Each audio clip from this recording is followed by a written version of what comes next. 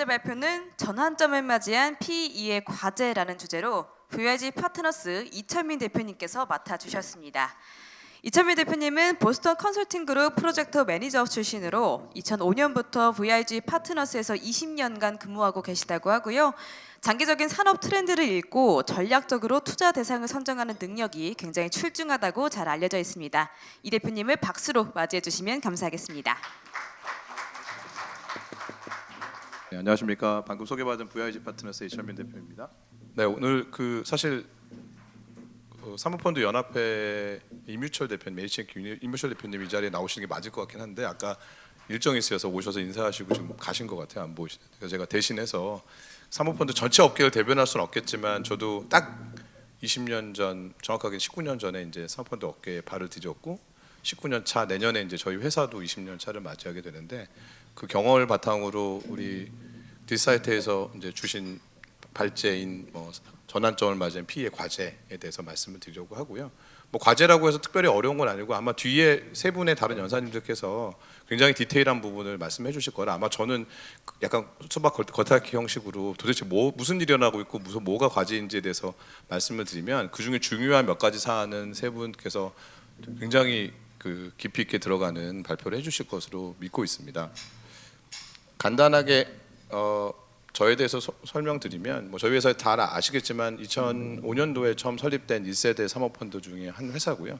보고펀드라는 이름으로 시작해서 지난 2016년에 VIG 파트너스로 이름을 바꾸면서 바이아웃, 그러니까 경영권 지분을 인수하는 그 전략을 주로 추구하는 그 사모펀드 회사로 지금 운영이 되고 있고 현재 총 6명의 파트너, 그 중에 한 명은 크레딧 부문을 담당하고 있고요. 총 누적적으로는 그 6명의 파트너가 5조 정도의 자금을 지금 운영을 해왔습니다.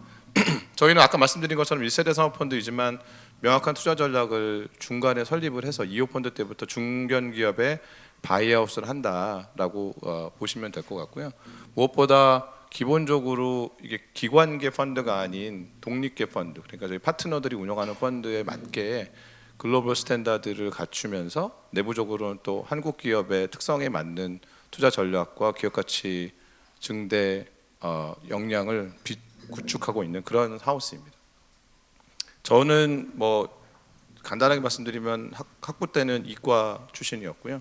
M&A, 그러니까 MBA를 하고 나서 그 보스턴 컨설팅 그룹이라는 컨설팅 회사에서 한 4년 반 동안 M&A 관련된 프로젝트와 국내 IT 기업들 관련된 프로젝트를 하다가 그 당시 보고펀드가 처음 창업이 될 때 2005년도에 이 회사의 이사로 조인해서 지금 20년 차 19년 동안 다니면서 이제 대표 역할을 하고 있습니다. PE 시장의 현황에 대해서는 너무 많은 자료에서 또 기사에서 또 오늘도 많이들 발표해 주실 건데 다른 연사분들께서 지난 2005년도에 전체 약정 출자금 기준으로 5조 정도로 시작을 했고요. 당시 저희 회사인 보고펀드 1호가 5천억이었으니까 저희가 한 10% 정도를 차지했었을 거라고 보시면 될 것 같고 작년 말 기준으로 136조 원, 그래서 올해 말 기준으로는 140조가 당연히 넘어가는 시장으로 성장했다라고 보시면 될 것 같습니다. 이 투자 약정의 규모의 성장은 아마 전 세계적으로 유례가 없을 것 같고요. 20년 만에 이렇게 큰 시장이 형성된 금융산업도 없을 거라고 보여서 내년에 아마 사모펀드 연합회 차원에서도 또는 다양한 우리 딜사이트도 포함해 다양한 미디어들에서도 20주년을 어떻게 해석해야 되는지에 대한 여러 가지 행사나 또는 구체적인 문서들 또는 리포트들이 나올 거라고 생각을 합니다. 오늘이 아마 그런 논의의 시작점이라고 될 수 있을 거라고 생각을 하고요. 그 사모펀드 시장이 그렇게 출자 약정 금액이 커져온 배경에는 당연하지만 운용사, 흔히 얘기하는 GP들의 숫자도 늘어났습니다. 저희 보시는 것처럼 2007년 기준으로 한 35개 정도가 있었던, 그러니까 당연하지만 2004년엔 저희가 간접 투자 자산 운용법이 개정된 게 2004년 10월이었거든요. 그리고 2005년부터 이제 등록을 받기 시작했으니까 초기에는 거의 없다가 아마 2005년도에 저희를 포함해서 미래에셋 자산 운용 우리 PE, IMM, HNQ, MBK 등등 한 10개 정도의 아마 운용사들이 등록을 했고 2007년 기준으로 35개 정도의 운용사가 등록이 되어 있는 상태였고 작년 말 기준으로 400개가 넘는 운용사가 등록이 됐고요.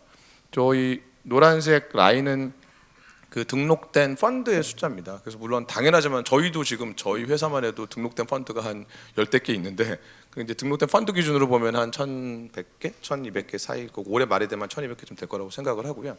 그러면 한 운용사당 평균 3개의 펀드 정도를 운영하고 있는데 아마 초기에 설립됐던 저희 같이 20년 된 회사들은 10개가 넘는 펀드들을 운영하고 있을 거고 최근에 설립된 펀드들은 한두 개씩 이제 운영하고 있어서 저런 숫자가 나왔다고 보시면 될 것 같습니다. 그래서 뭐 우스갯소리로 이게 최근에 금융산업이 전반적으로 좀 침체돼 있고 이제 M&A도 별로 없고 흔히 얘기하는 머추어드된 세츄레이트된 마켓이다 이렇게 생각을 하지만 이 사모펀드 시장은 여전히 계속 성장을 하고 있기 때문에 이 업계에서 사실 증권사든 회계법인이든 은행이든 계시던 분들이 많이들 사모펀드 업계로 지금 오시고 계시고 여전히 그리고 여전히 뭐 투자은행이나 컨설팅 또는 뭐 법무법인 또는 증권사에서 일하셨던 젊은 프로페셔널들도 사모펀드 쪽으로 계속 지금 진입이 되고 있어서 업계 전체에서 제가 몇 명이 일하는지 정확하게는 알 수는 없지만 굉장히 많은 인력이 사모펀드에서 일하고 계시고요.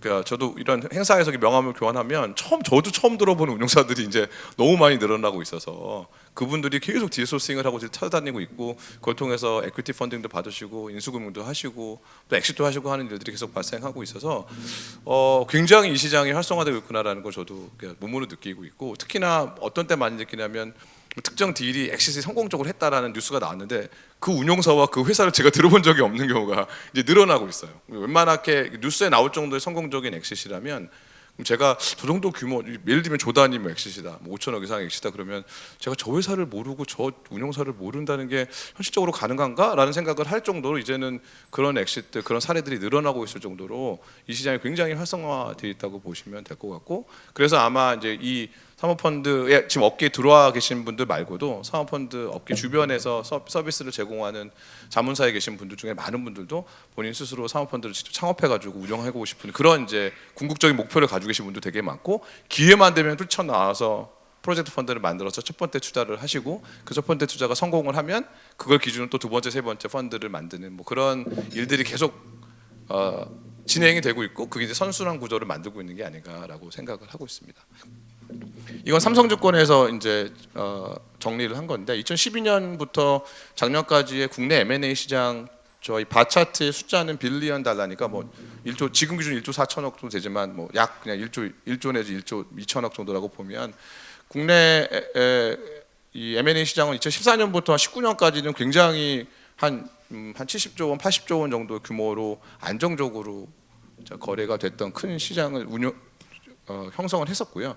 당연하지만 2020년도에 뭐 코비드 터지면서 전체 금융시장에 직격탄을 맞으면서 M&A 시장이 굉장히 줄어들었다가 저 아마 저 30 빌리언 40조 정도 되는 금액도 1분기에 아마 일어났을 거예요. 아니면 2분기 초반쯤. 그러니까 우리가 한 3월 4월부터 코비드에 직격탄을 맞았으니까 그 전에 이미 딜이 뭐 계약이 체결돼서 클로징을 남겨놓은 딜들 정도만 아마 클로징이 됐었고 2020년에 저렇게 줄어들었다가 잘 아시는 것처럼 21년이 당분간 다시 오지 못할 금융의 황금기였죠. 그래서 21년에 뭐 주식시장 지금 뭐 네이버, 카카오 주가 트렌드 보시면 뭐 그때 주가 지금 뭐 5배니까 뭐 그때 뭐 너무 많은 투자들이 일어나면서 M&A가 사실은 활성화됐었고 그리고 2022년까지 괜찮다가 22년 초에 이제 금리 인상과 우크라이나 전쟁이 터지면서 작년에 이제 급감을 했던 상황이고 올해도 사실은 작년하고 별달리 크지 않은 아마 이 규모로 보면 40조 원에서 50조 원 사이가 되지 않을까라고 좀 예측을 하고 있고요.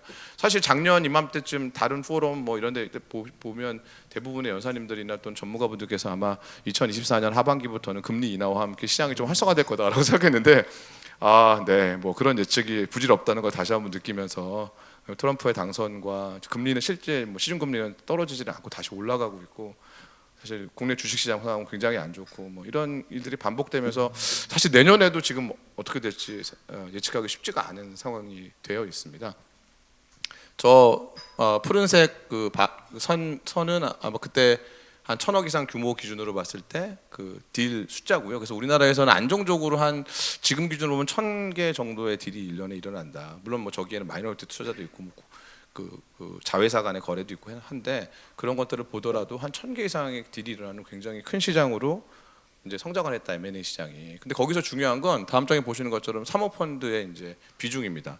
그러니까 사는 쪽이든 파는 쪽이든 사모펀드가 참여한 딜이 지금은 한 50% 정도 되고 있어요. 저기 이제 바 차트의 아래쪽 짙은 부분이 사모펀드가 참여한 거래인데, 그래서 이제 대한민국에서 무슨 딜 사이트 M&A 관련된 무슨 뉴스가 나왔다. 새로 무슨 딜이 뭐 이제 시작이 됐다. 그러면은 잠재적 인수자 또는 매도자의 리스트에 사모펀드가 빠져 있는 경우를 사실 되게 보기 어렵죠. 아주 특이한 경우, 아주 산업이 특이하던 상황이 특이해서 사모펀드가 접근하기 어려운 딜들, 예를 들면 크로스보더 딜인데 순수하게 전략적 투자를 하는 경우, 이런 경우는 사실은 사모펀드가 국내에서 운영하는 사모펀드가 해외 뭐 아무리 마이너리티 투자라 하더라도 거기에 참여하기 쉽지 않은 경우도 많거든요. 뭐 그런 경우라든가 아예 작은 딜들을 제외하면 사실은 무슨 딜이 있을 때 사모펀드를 배제하고 M&A를 생각한다? 되게 어려운 상황이 돼 버렸고요.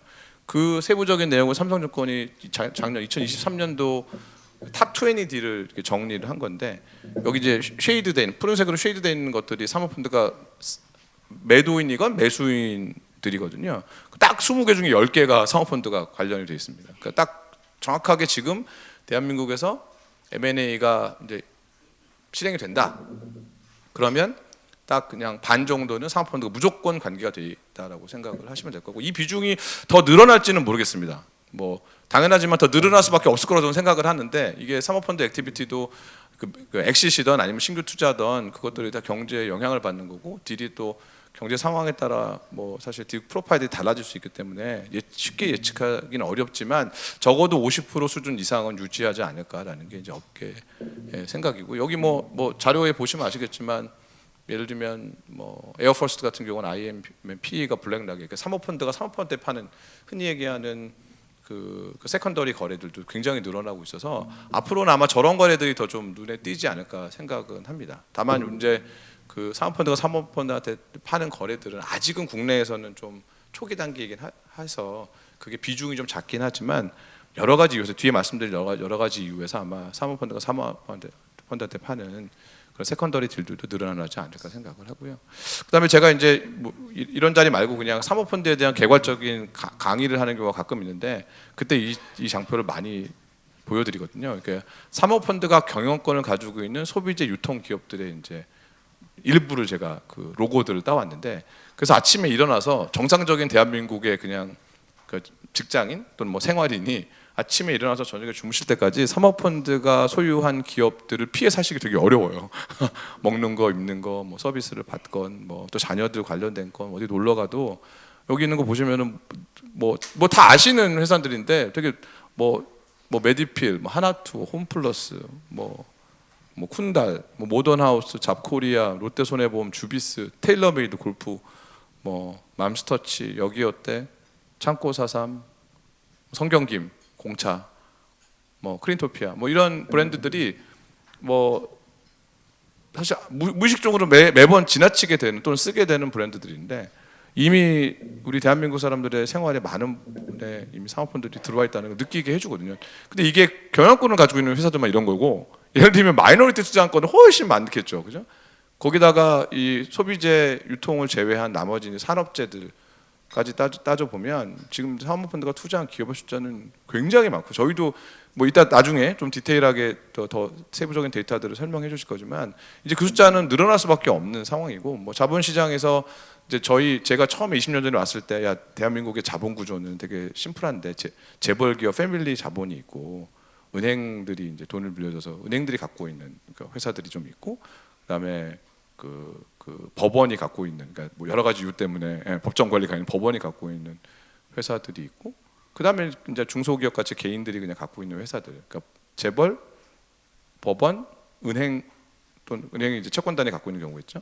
그다음에 개인인데, 이제 대한민국에서 5번째 오너십이 새로 생겨나는 거다. 그게 이제 사모펀드라는 거고, 그 5번째 오너십이 그 어느 나라를 선진국 가보면 굉장히 커질 수밖에 없는 구조죠. 왜? 결국에는 뭐 자본시장이라는 데가 기업을 통해서 돈을 벌었는데, 그게 뭐 채권 투자든 아니면은 그냥 주식 투자든 그걸 가장 효율화할 수 있는 지배 구조가 뭘까를 고민하다 보면 제일 마지막에 이따 얘기 나겠지만 지배 구조의 정점에는 결국 자본이 회사를 관리하는 게 가장 효율적이지 않을까라는 그런 믿음이 어느 순간 생겼고, 그게 1945년 2차 대전이 끝났을 때 미국에서 사모펀드라는 시스템이 처음 생길 때부터 지금까지 한 80년의 기간 동안 누적되어 온 경험상 가장 효율적이었다라고 사람들이 믿고 있기 때문에, 결국 대한민국도 이제 20년 됐지만 20년 전에도 우리나라도 그런 게 생길 거야. 그래서 언젠가는 재벌을 위협하지 않을까? 뭐 이런 사실 얘기를 했던 기억이 나거든요. 근데 그 당시 컨설턴트였던 저는 그게 될까? 그게 대한민국에서 물론 되게 좋은 멋있는 말이지만 자본이 기업을 지배하는 지배 구조라는 게 이게 우리나라 상황에서 이게 받아들여질 수 있을까라는 고민을 되게 많이 했는데, 지금 와 보면 뭐 여기 있는 기업들뿐만 아니라 훨씬 더 많은 기업들의 이 사모펀드가 이미 영향력을 행사하고 있고, 그 영향력을 기반으로 기업 가치를 올리고 있는 그런 상황이라고 보시면 될 것 같습니다. 이 자료는 저희가 그냥 VIG 파트너스 내부적으로 만든 자료고요. 실제 여기 있는 모든 운용사들의 그 지금까지 누적적으로 투자했던 그 회사들 투자건들을 다 분석해가지고 실제 데이터를 기본으로 찍은 겁니다. 근데 이 중에 저 파란색으로 되어 있는 회사들은 국내 GP 운용사들은 아니고요. 그럼 그건 일단 제외하면, 그 다음에 나머지들은 다 국내 흔히 국내 GP들을 이제 찍어본 건데, 이제 X축은 투자하는 기업의 기본적인 기업 가치, 여기서 말하는 기업 가치란 엔터프라이즈 밸류니까 이제 시가총액, 그러니까 주식 가치와 거기에 넷댓, 그러니까 순부채를 더해서 이 회사의 전체적인 기업 가치를 이렇게 나눠 보면, 미드캡은 흔히 한 3천억, 한 2천억에서 한 5천억 사이 정도, 라지캡은 5천억 이상 뭐 조단위, 그리고 스몰캡은 뭐 한 2천억 미만 또는 1천억 미만 정도 회사들을 보면 알려진, 뭐 아까 이제 엄청 운용선 400개가 넘으니까 그거 다 찍을 수는 없고요. 알려진 기업들이 다 찍어본 겁니다, 저희가. 그래서 보시면은 한행컴퍼니, MBK, IMM 같은 경우는 국내 운용사들 중에서는 이 세 개가 라지캡에 있어서 흔히 얘기하는 팬에이시아 펀드들 또는 글로벌 펀드들이랑 같이 경쟁을 하고 있는 중이고요. 그런데 Y축은 그 투자 펀드가 투자했던 그 딜들이 마이너리티 투자를 한 거냐, 경영권 지분, 바이아웃을 한 거냐를 이제 나눠본 거예요. 근데 이분들은 대부분 IMM 같은 경우는 일부 초기에 이제 마이너리티 투자가 많아서 여기 가운데 찍혀져 있는데, 지금은 거의 바이아웃만 하시죠. 그러니까 대부분 다 라지캡의 바이아웃을 하고 계세요. 그러니까 바이아웃 딜에 집중하고 있다. 그럴 수밖에 없는 게 뭐 대한민국에서 5천억 이상 뭐 1조짜리 회사에 투자하는데 마이너리티 투자하는 기회가 그렇게 많지는 않거든요. 물론 있습니다. 뭐 SK온 이런 데들 뭐 KKR도 투자하고 MBK도 투자하고 했지만, 그런 걸 일부 제외하면 그 회사들은 당연히 뭐 조단위 회사니까 라지캡이긴 하지만, 그런 걸 제외하면 대부분 다 바이아웃 딜을 쫓아다니시는 거고요. 오른쪽 위가. 그다음에 가운데 흔히 얘기하는 미드캡들이 있는데, 이 미드캡 운용사들은 전략들이 다 달라요. 그 가장 다른 것 중에 하나가 일단 그 바이아웃과 이 마이너리티 투자를 섞어서 하시는 분들이 굉장히 많고, 그래서 중간에 많죠. 저기 H&Q, 스카이레이크, 앵커, 크레센도, 어퍼마, SG, 스틱, 뭐 JKL, ENF 이런 데들이 이제 바이아웃과 그 마이너리티를 섞어서 하시고, 그게 뭐 좋다 나쁘다는 전혀 없죠. 궁극적으로 PE의 성과는 뭘 하느냐가 아니라 수익률로 승부 보는 거니까, 뭐 이건 당연히 그분들이 그런 전략을 갖고 계시고, 또 하나는 그 주요 딜 소스가 이게 창업자나 또는 중소중견기업으로 바로 사는 경우가 있고, 그게 구주를 사던 신주를 투자를 하던 회사의 바이아웃을 하던 마이너리티를 하던, 또 어떤 경우는 재벌그룹이나 해외기업이나 또는 세컨더리 다른 PE에서 사는 경우가 있는데, 그 차이들이 좀 있어요. 그래서 예를 들면 저희는 저 미드캡에서 바이아웃만 저희 28개 투자했는데 25개가 바이아웃이었거든요. 그러니까 저희 비중으로 보면 바이아웃을 제일 많이 하는 회사가 저희 VIG 파트너 한국에서 25개의 바이아웃들이 MBK보다 많거든요. MBK가 한국에서 한 바이아웃만 보면 뭐 다른 펀드들은 당연히 더 제일 많고, 그리고 그 미드캡, 그러니까 저희의 투자 규모는 저희 중견기업 위주로 투자하니까 저희 투자하는 회사는 보통 아예 초기 때는 뭐 500억짜리에서부터 지금은 한 5천억 사이 정도를 계속 투자를 하고 있으니까 중견기업에 있는 거고, 그래서 나머지 예를 들면 글렌우드 같은 경우는 저희보다 좀 큰 회사지만 가끔 마이너리티 투자, 뭐 잘 아시는 뭐 올리브영 이런 데를 투자를 하셔가지고 잘 엑시트하시고 하시는 그런 전략이고, 또 글렌우드는 기본적으로 저희처럼 창업자보다는 대기업에서 뭐 사오시니까 저희랑 유사한 위치에 있긴 하지만 색깔은 약간 다른 세컨더리 또는 그 대기업에서 주로 소싱을 하시는. 그래서 아마 여기 업계에 계신 분들이 있겠지만 이거 다 동의하실지 모르겠으나 저희가 보기에 데이터로는 이렇다. 그리고 이제 저 왼쪽에 보시면 이제 스몰캡 업체들이 많이 있고 그분들은 말 그대로 바이아웃도 하시고 여기도 똑같이 오퍼튜니스틱 하긴 한데 그래도 기본적으로 타겟하는 회사가 중소기업부터 중견기업까지를 커버하시는 그런 구도로 지금 돼 있다라고 보시면 될 것 같고요.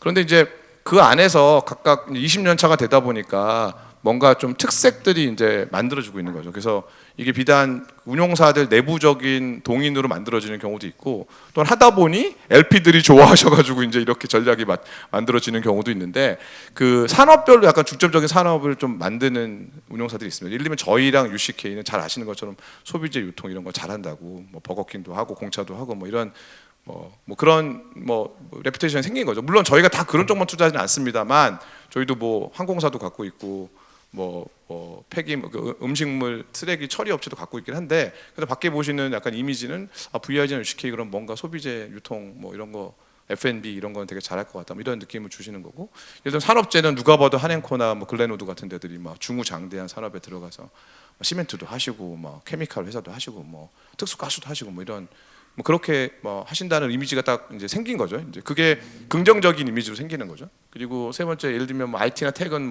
BMW나 스카이렉이나 스틱은 처음부터 아마 대부분 벤처 캐피탈이나 그로스 캐피탈 형태로 그 영역에 투자하시면서 이 PE로 올라오시는 회사이기 때문에 그런 레퓨테이션을 빌드하신 거고 그다음에 ENF나 제네시스 같은 경우는 환경 ESG 관련된 투자에서 굉장히 성공적으로 그 회사의 전략을 만들어내셨고 그걸 또 평가를 받고 있고 인프라 쪽은 당연히 맥콜이나 차 파트너스 같은 경우는 차는 이제 주로 버스 이런 걸 하시니까 그런 분야를 전문화해가지고 투자를 하시면서 또 LP들에게 굉장히 큰 호응을 얻고 계시고요. 소프트웨어나 미디어는 딱히 예를 들면 프락시스나 크레선도가 소프트웨어나 미디어만 하는 건 아니지만 밖에서 보시기에는 프락시스 굉장히 성공한 비즈니스 온 이런 것도 다 소프트웨어 쪽이고 남들이 잘 이렇게 건드리지 않은 영역에 들어가가지고 예를 들면 크레선도 같은 경우도 굉장히 처음부터 성공적인 딜들을 IT, 텍, 소프트웨어 쪽에서 해오셔서 그런 거 이제 만들어내고 있는 중이고요.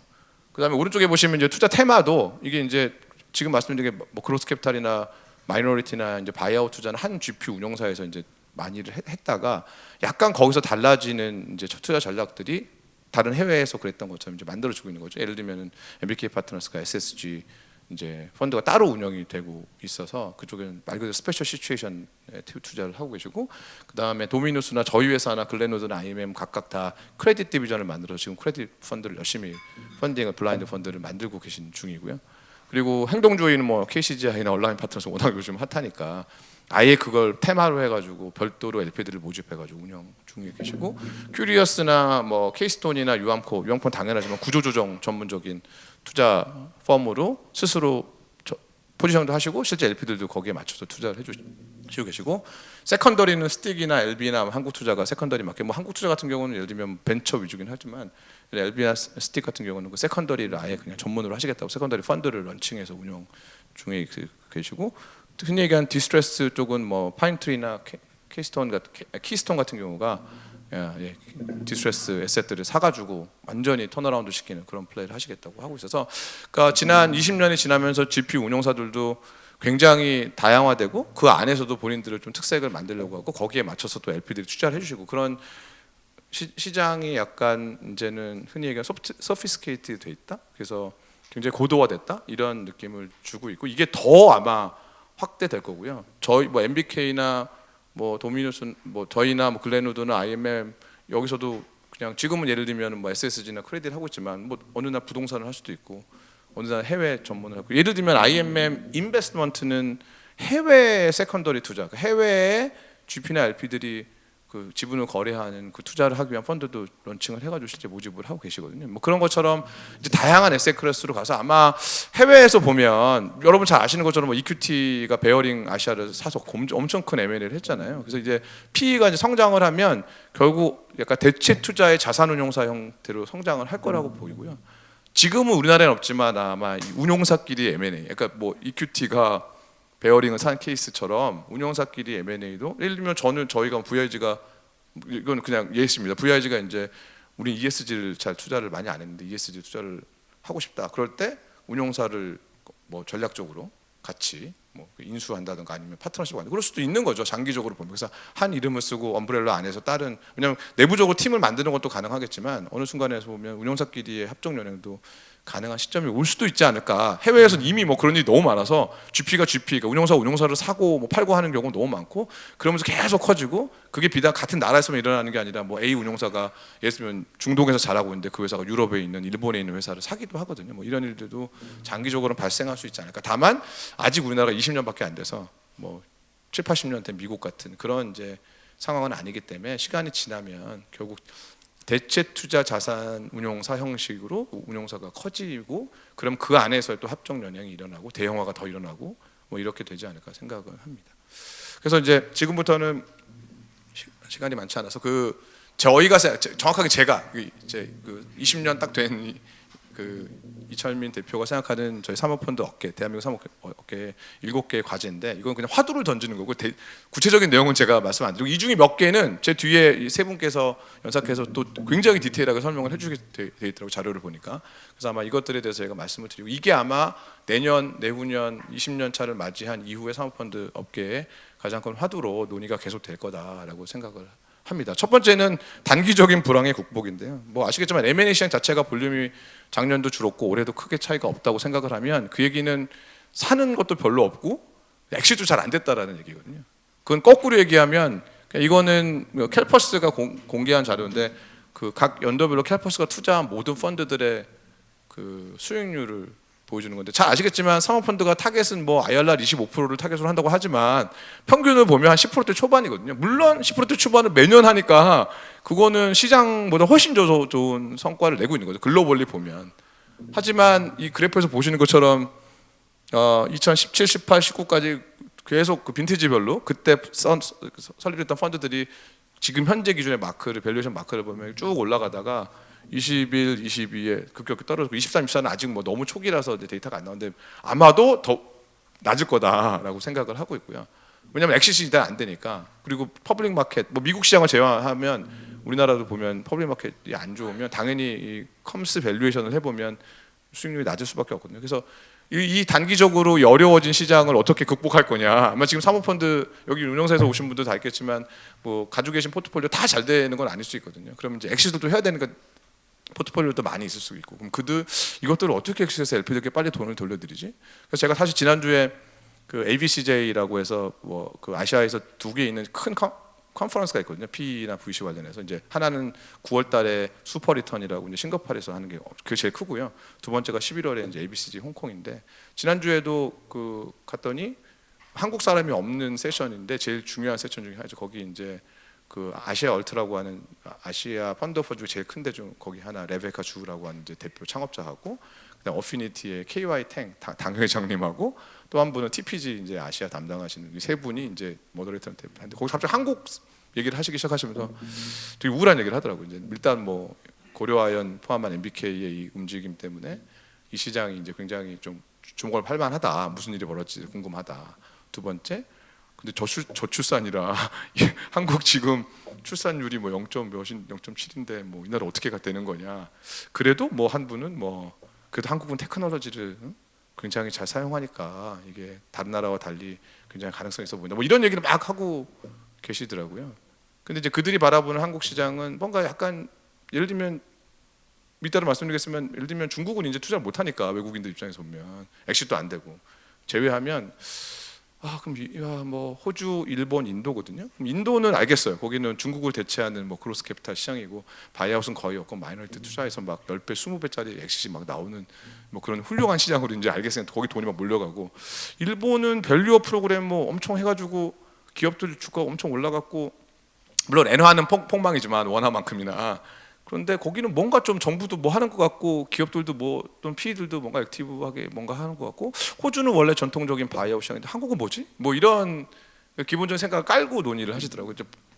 근데 이 수익률을 저희가 한국 것만 따로 볼 수는 없거든요. 아까 저희 연사들끼리 논의했는데 한국 펀드들의 이 빈티지 수익률을 볼 방법이 없어요. 왜냐하면 뭐 펀드들이 다 디스클로저를 안 하기 때문에. 근데 아마 이거보다 더 심할 거거든요, 이 플럭추에이션이. 아마 지금은 굳이 따져보면 아마 굉장히 낮아지지 않았을까 생각을 해서, 이 사모펀드들이 지금 현재 이미 운영하고 있는 그 그 펀드들의 향후 성과를 어떻게 개선해서 실제 엑시스를 하고 그걸 LP들에게 돌려드릴 거냐. 그래서 작년부터 화두가 됐던 말은 DPI, Distribution to Investment라고, 그러니까 저희가 누적으로 투자 받아 LP한테 콜했던 금액에서 지금까지 돌려드린 금액을 나타내는 지표거든요.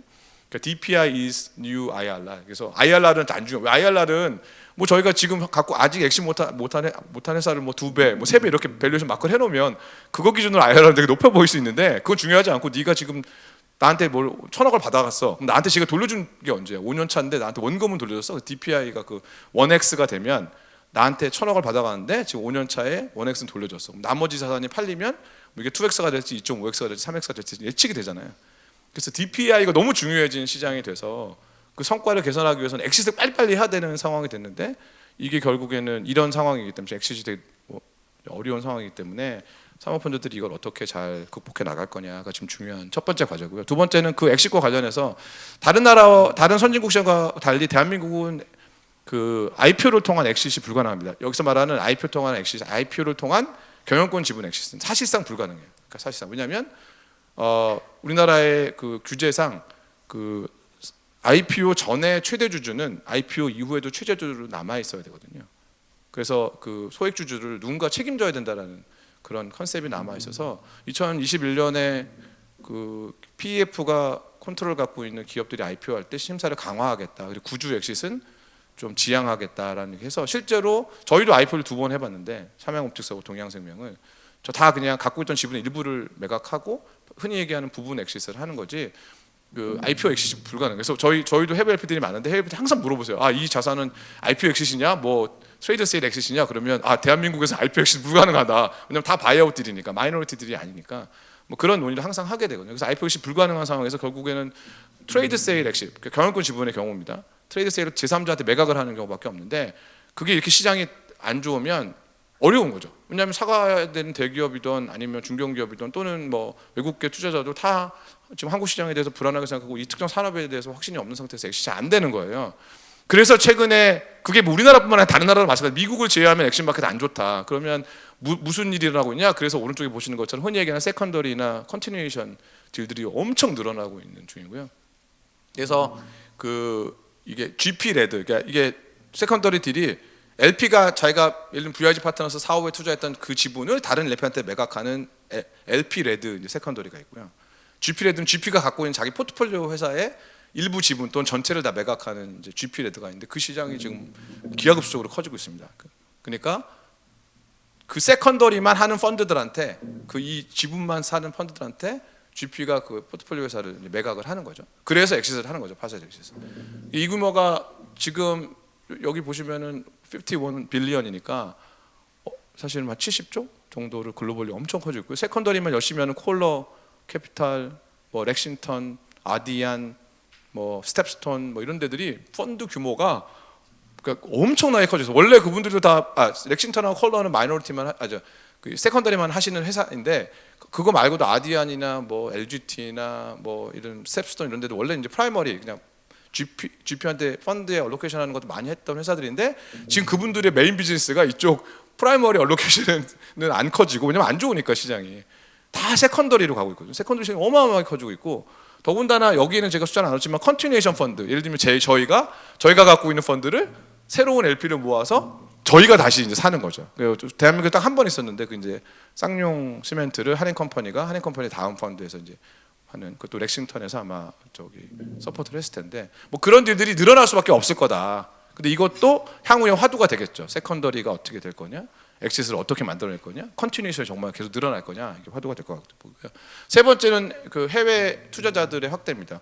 이제 뭐 스틱이나 스카이레이크나 이렇게 국내에서 IMM이나 이렇게 거의 1조에서 2조 단위 이상 모은 GP들의 대표님들이 항상 걱정이, 이제 국내에서 할 땐 다 하는데 이게 국내 캐피탈이 무한정으로 늘어나는 게 아니면 어디서 더 모으지? 그럼 당연하지만 해외에서 이제 운용사 입장에서 해외 LP들을 모아야 되는데, 해외 LP들을 모았던 펀드들 보면 MBK 한인컴은 이제 지금 레이징하고 있는 펀드는 당연히 이제 국내 비중이 좀 늘어나긴 하지만 그 직전 펀드도 기준인데 거의 90% 가까이가 이제 해외였고요. 저희가 반반이었고, UCK가 한 20-30%, 직전 펀드 작년에 20% 정도 된다. 작년에 이제 모집한 펀드가 그렇고 이제 IMM이 과거에 한 10% 정도가 아마 있었는데 이 비중을 늘려가려고 노력을 하실 거라고 보입니다. 그래서 펀드 사이즈 커지려면 해외 LP 없이는 안 되는. 다만 문제는 해외 LP들이 왜 한국에 있는 펀드에 투자를 해야 되냐?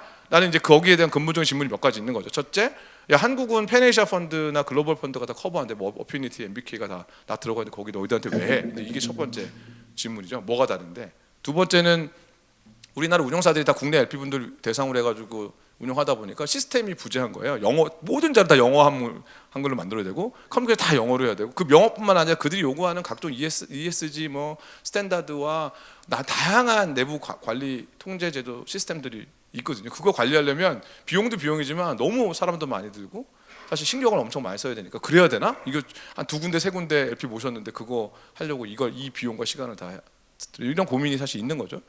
그다음에 세 번째는 상대적으로 저희 대한민국 뭐 외국 LP들이 말씀하시긴 여기 숫자는 큰 차이 안 나 보이지만 당연히 뭐 우리나라 펀드 수익률이 좀 별로다 다른 나라에 비해서 이렇게 생각을 다른 아시아국가에 비해서 생각하시는 게 있고 마지막으로는 2023년 1월달에 개정이 되긴 했으나 현재 그 자본이득세 캐피탈 게인스 텍스에 대해서 과거에는 그 캐피탈 게인스 텍스에 대해서 그러니까 이중과세 방지 협정이 있는 나라에서 투자를 했어도 그거를 인정하지 않아 가지고 저희 그러니까 위드홀딩 에이전트 우리말로 뭐죠? 그 위드홀딩 에이전트 저희가 텍스를 일단 떼놓고 그 다음에 가서 이제 국세청하고 얘기를 해서 이게 저게 이중과세 방지 협정이 돼 있는 나라에서 온 투자다 이게 증명이 되면 세금 다시 돌려주는 뭐 이런 형태로 했는데 지금은 이제 바뀌어가지고 일단 처음에 OIB 파일링이라고 해서 Overseas Investment Vehicle 파일링을 먼저 국 투자자별로 다 저희가 자료를 받아가지고 하면 일단 다 돈을 그냥 보내도 되게 지금 바뀌긴 했습니다만 그 파일링하는 프로세스 자체가 되게 페인풀하거든요. 그런 것 자체도 그 LP도 힘들어하고 일본하고 완전히 비교. 일본은 그냥 아예 처음에 노티파이를 하고 나면 추가적인 자료 없이 그냥 다 세금 안 내고 다 돌려주거든요. 근데 이게 우리나라 아마 IMF 이후에 흔히 얘기하는 검은 머리 외국인 때문에 일어났던 일들이라 지금은 사실 완화되고는 있습니다만 외국인들은 계속 걱정이 많은 상황이고요. 마지막은 아니고 네 번째는 해외 진출인데 국내 GP들이 많이들 해외 진출을 하고 계세요. 그런데 한계가 있는 거죠. 그러니까 당연하지만 뭐 외국계 GP들 또 펜에이션 GP들 한국 와서 다 투자하는데 왜 우리나라 못하냐? 근데 생각해 보면 일단 그 나라에 대한 전문성이 없어서 LP들 입장에서 보면 국내 LP들이야 해외 나가는 거 좋아할 수 있지만 해외 LP들 입장에서 보시면 본인들이 다 뭐 베트남에도 뭐 인도에도 일본에도 다 자기가 투자해 놨는데 갑자기 한국에 투자한 VIG 파트너스가 왜 일본 가가지고 투자를 해? 왜 경쟁을 해? 내 다른 같은 미드마켓 바이아웃 펀드하고 뭐 이렇게 되는 게 이제 첫 번째고 중요한 건 현지의 전문가를 뽑기가 되게 어려워. 그들 입장에서 보면 되게 리스키하잖아요. 갑자기 VIG 파트너스 사람 한두 명 뽑는데 들어와가지고 내가 이 커리어를 여기서 해도 되는 거야? 뭐 이런 문제들. 그 다음에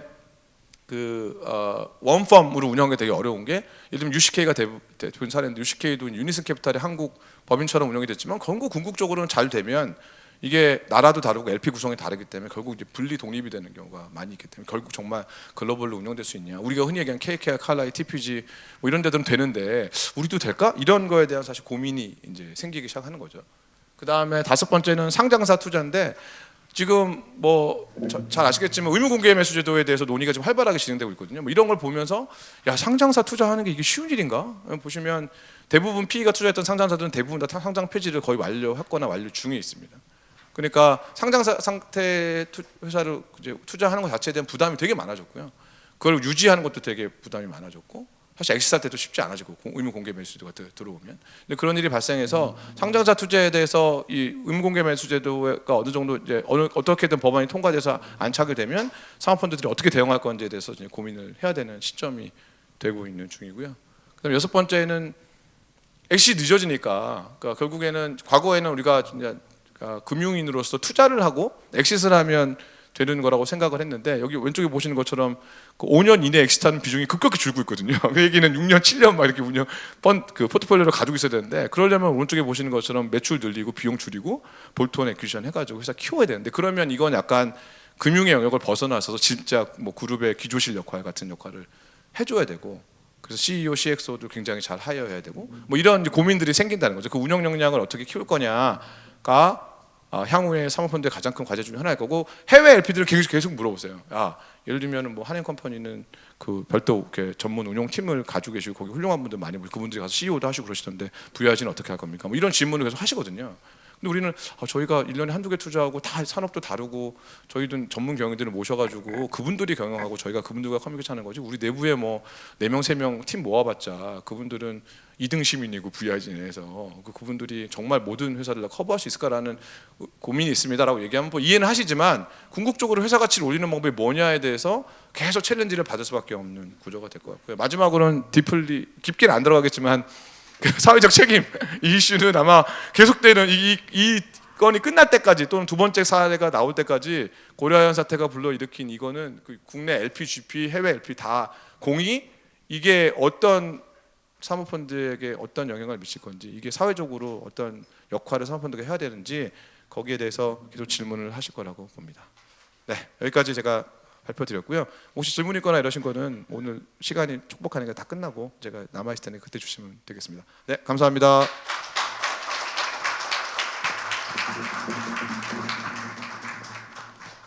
네, 이철미 대표님의 강연 듣고 오셨습니다.